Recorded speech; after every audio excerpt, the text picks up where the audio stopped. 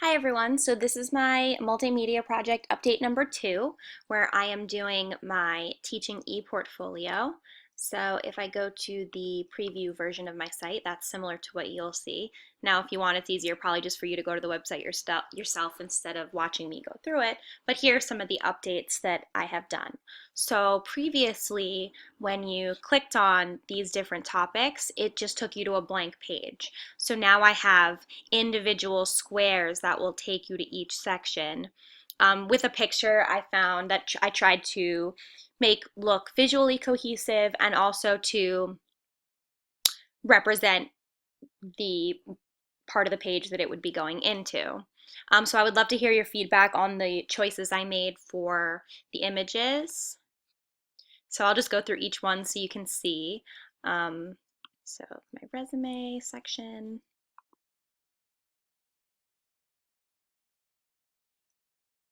And then my artifacts section has these. So for some of them I used found images, and then for others I used stuff that I've made. And then my ed tech section.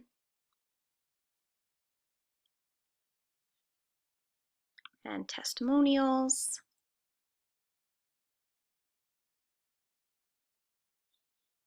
And then photos and videos. So other additions that I've made is that I've gone through and made sure all of the fonts were cohesive. So I had maybe too many fonts on the site, so I narrowed it down to 3.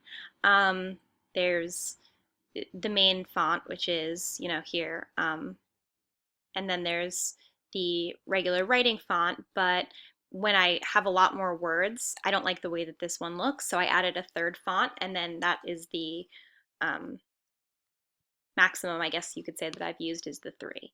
So other things that I've added, which I'm pretty proud of, I would say, one is my bio. If you want to read it, I'll send a link to the site. I would love to know what you guys think about this. I don't know if it's too long, too wordy, too, I don't know, gushy, whatever. So I would love some feedback on this, but I wanted to sort of paint a picture of who I am as a person and as an educator, and I'm very wordy, so I didn't really know how to narrow it down without saying all of this, I guess, without painting the picture I wanted to paint.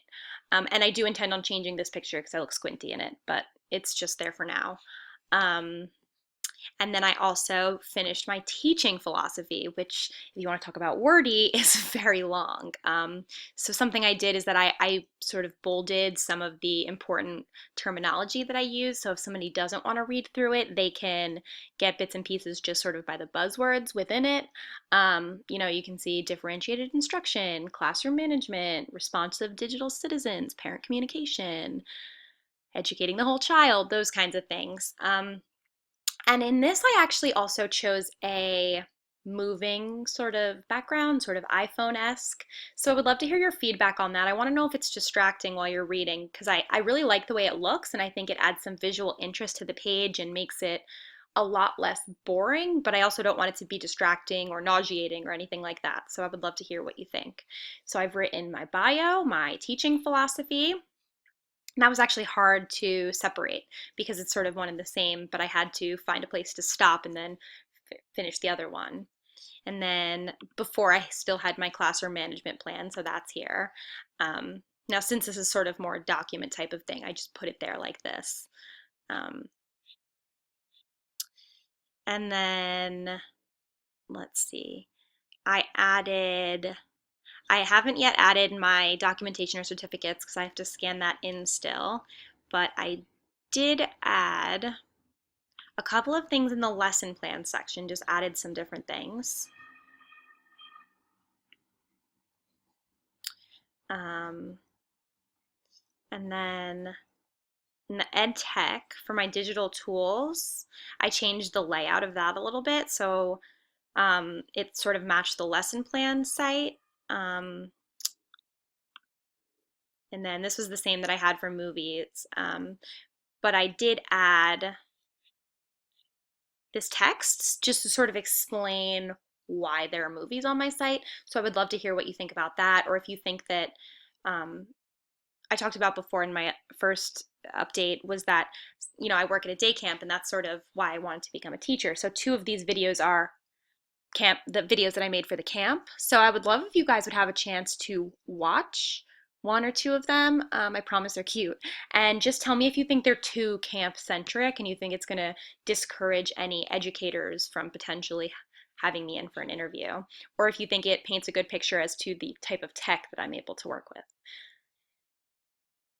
And then from testimonials, they're both have nothing in them yet, but I have to just scan in a lot of things. And then I did add a letter of recommendation. So the way that you can view this is that obviously you can't read it as is. So if you click on them, it takes you to a separate page where you can read them. And I did get permission from the professors to have them go onto my website and not to someone in particular.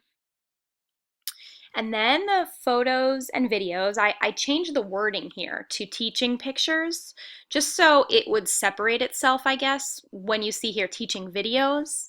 I didn't want it to overlap with the movies section and confuse anyone. So here I added two videos. I added a read aloud that I did, and I added a video of me actually teaching a lesson in school. So I think that would be good for potential employers to actually see me in action. Um, and then I'm going to be adding a video here that I still have to put together. And I added a few more pieces of student work, just something I had updated from my tutoring. And then again, the link takes you to my photography site.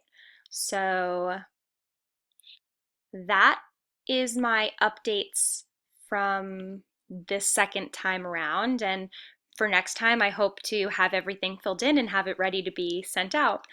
So I would really love to hear your feedback and hopefully answer a couple of those questions I asked throughout.